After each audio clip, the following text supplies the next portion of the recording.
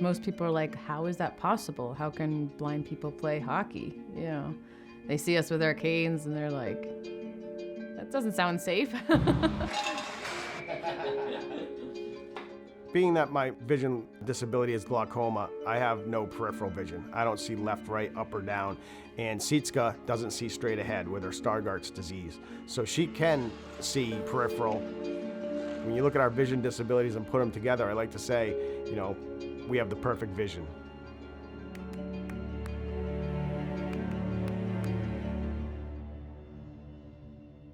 I grew up in Fitchburg, Massachusetts, and then we moved to Connecticut when I was 10. So there was a lake across the street from us, Lake Garda, and that's where I learned how to skate. I just grabbed a pair of skates. Actually, they were my sister's figure skates because I didn't have hockey skates at the time. But I just went and kind of figured it out. The bigger kids were always playing pond hockey, so I asked to join, and that's kind of how I got into ice hockey. I started playing hockey probably around the age of 4 or 5, and I played until about maybe 9 or 10. You know, a lot of things get taken from you. I always tell people independence is the first thing. You know, you have to start relying on other people to help you do things.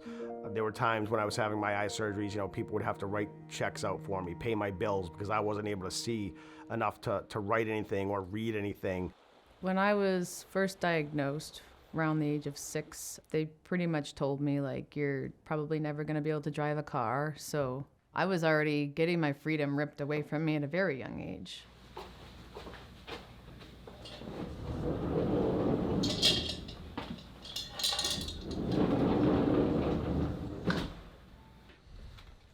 Blind hockey fell in my lap, I would say.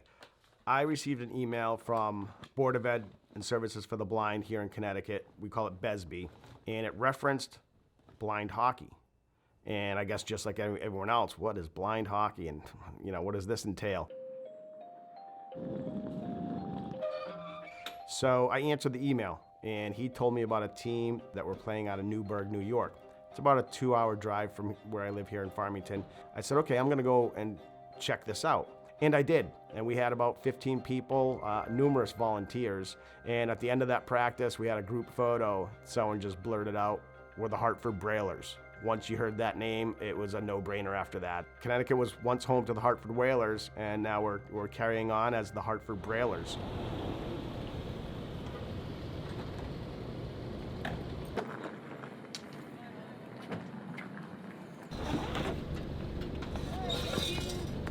Thank you.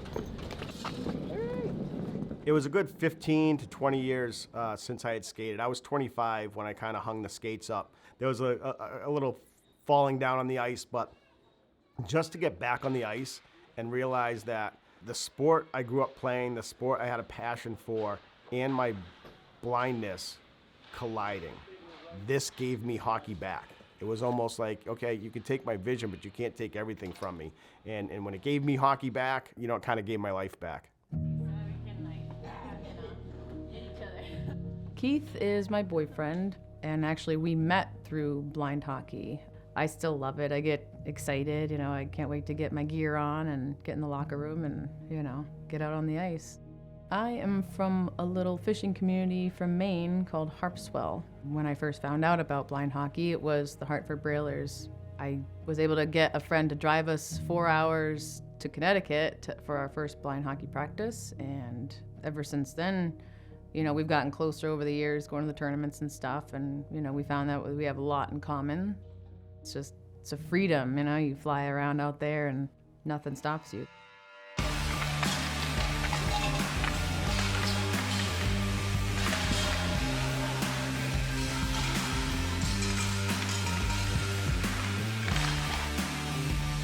So there are a few modifications in blind hockey.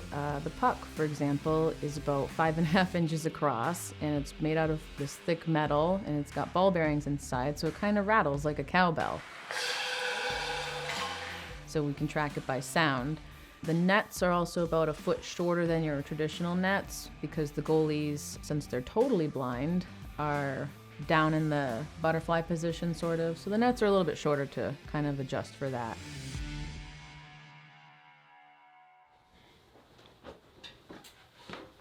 There's definitely adjustments you have to make along the way just to make your life easier. Putting your clothes in a certain order. We always know where our stuff is. You know, when I go into my refrigerator, I know where the ketchup is. I definitely need a lot of color contrast on ice and off ice because my vision is just extremely blurry. So colors sort of blend together, like if it's white and off-white.